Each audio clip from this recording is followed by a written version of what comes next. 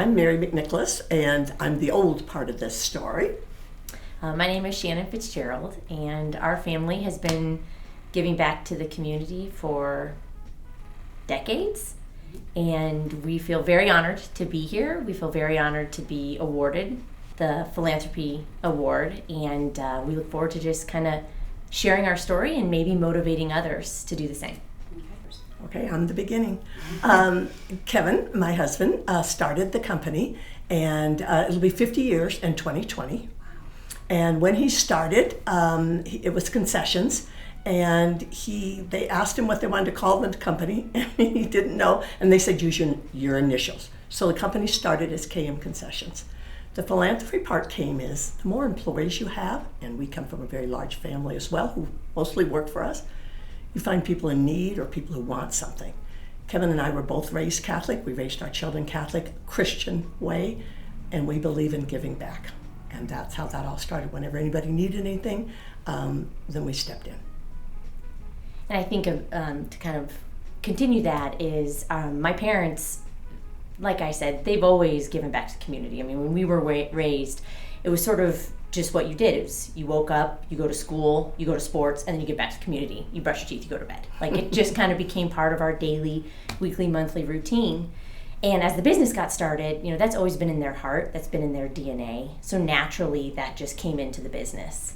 And our company continued to do various efforts, continue to have various efforts into the community and to continue to help individuals.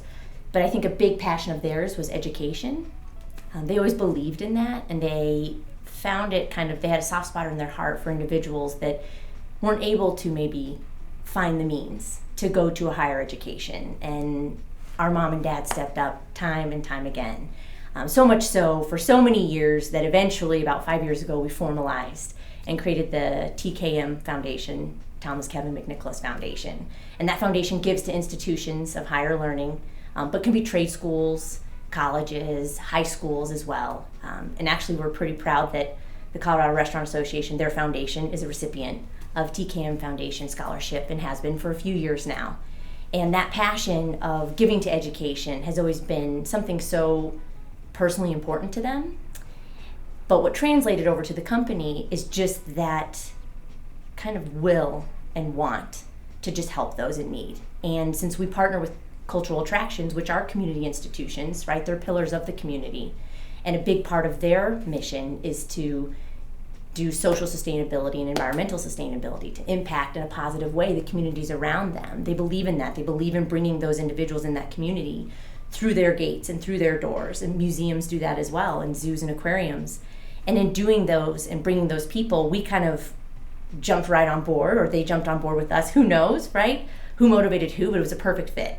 And that kind of continual want to make lives better and to support the community around you lives in the heart of every SSA employee. And it's pretty cool to see. Should I start? Sure. Like I say, from the very beginning, our employees meant a lot to us. And within the transition, the company started out as KM, and as it got larger and went into other cities, we changed it to SSA. But it was always, I would have to say, our employees or the people from Colorado Restaurant Association. And it's kind of started with whatever was the need. Mainly it was education. Somebody needed help with tuition, somebody needed, but I'm going to tell my cute story. One day when the zoo lights, which are very big and thing we take part of, one night Kevin and I are at a cultural event, and we have to rush through, and he's got a box in his car, and he's not telling me, we just got to rush through, and we got to get back over to those zoos, and we got to get to those lights, and we're there, and we got the box, and we're running. Some boy that worked for us had his laptop stolen that morning, and he had this homework to do, and we had to get there before the lights closed, so he'd have his new laptop so he could do his homework. So it's kind of it's a part of us. And I'm going to go one more step. Kevin now has Alzheimer's, and so he can't do, but he has done it, Shannon, for years and years and years, so we've just taken it over. So I got to tell you one more new thing. I have a new program, and it's called Connections with Mental Loss, and we do a lunch once a month, and it's involved with a Lutheran church, and because they facilitate this. But every time an employee or a sibling of mine, or somebody of mine comes, so that Kevin feels comfortable, and we go to these lunches, and sometimes our company caters it. And I can't tell you the restaurants and cities that say, Mary, we would love to do this for us. We're not really a part of Alzheimer's. It's just something giving back to the community, and we invite people who have somebody in their family has Alzheimer's. Your turn. So I think to bring it to the company, there's a legacy, and there's magic with that, and it's intangible. Like, who knows? It wasn't that our dad came into work every day and said, you will give back, you will give back. That never happened. He just did, and so then 5 employees did, 100 employees did, 500 employees did. And when you have that compounding effect, it becomes incredible. And we laugh about that as an organization. Is there is no company policy that says you have to, or that part of your job responsibility is to X number of days. There are no statistic and required numbers, check mark a box.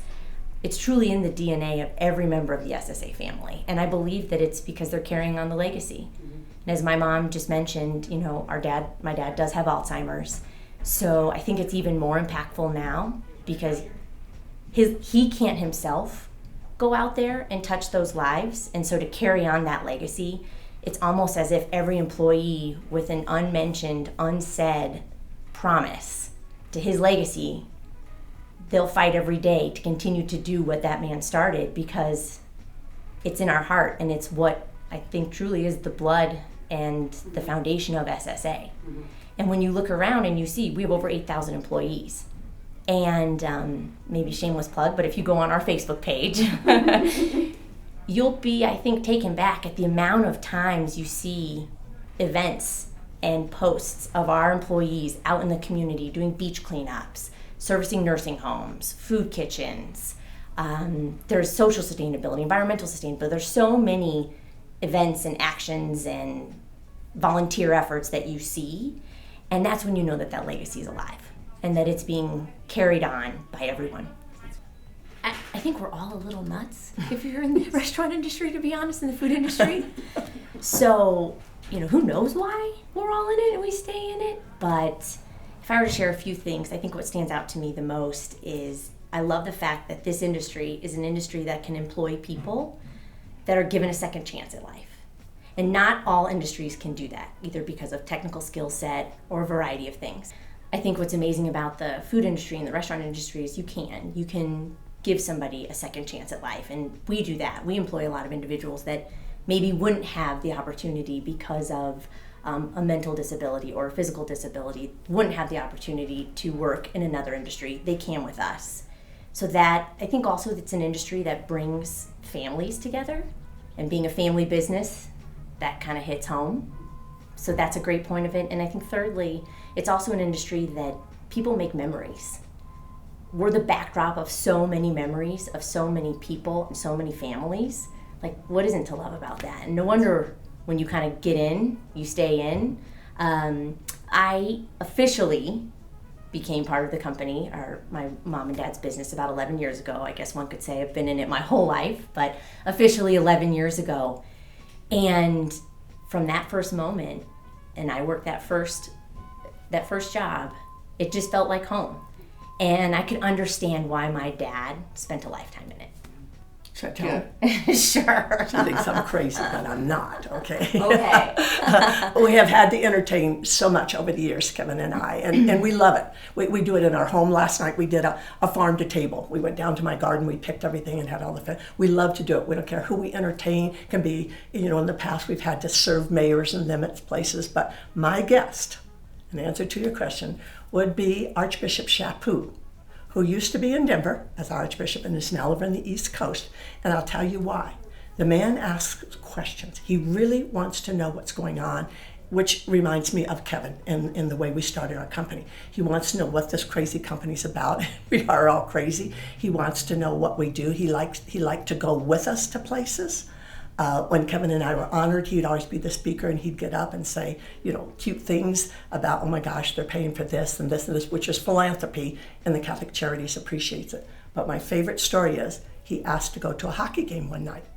Okay, so we bring him to a hockey game. He's never been to one in his whole life, and he's asking me about the popcorn being served and all of that. I'm telling him we're in the concession business. It's kind of a little bit crazy. Now he wants to know, and mind you, with this crazy business, you have to keep your sense of humor. He wants to know about the penalty box. When a player does something, and a hockey player, he has to go into the penalty box. Okay, so I'm telling him it's the same as confession. You go in and you atone for this. And then you come back out and you pretty much do it again. You pretty much hit someone. So he loved that part, and he loved our family, and he's my special guest to have. That's great. So I would say Reese Witherspoon. I've always been an avid fan, and I'd almost say potentially had like a slight little crush on her. I just think she's an amazing woman. And the reason I would have Reese Witherspoon for dinner, no, I have not had the opportunity to have her for dinner. I wish I could say I had, but if I were, I think that she is really the essence of a strong woman.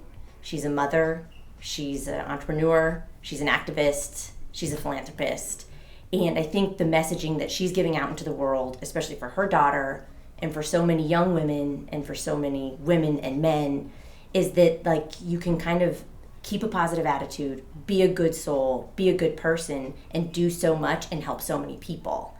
And if I could spend an evening with her, I truly feel my life would be fulfilled. One more thing, I have to, as a mother, you just have to do this. When Kevin came down with Alzheimer's, and like we say, we live with it, he lives at home, he goes over with us, my children had to step in and take over this company. And I could not be any prouder or so grateful for this.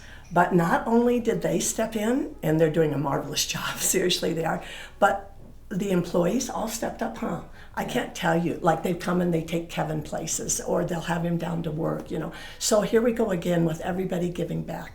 That's what I tried to get across to my children and the employees, and I think they took it very seriously and did a very good job with it. So thank you.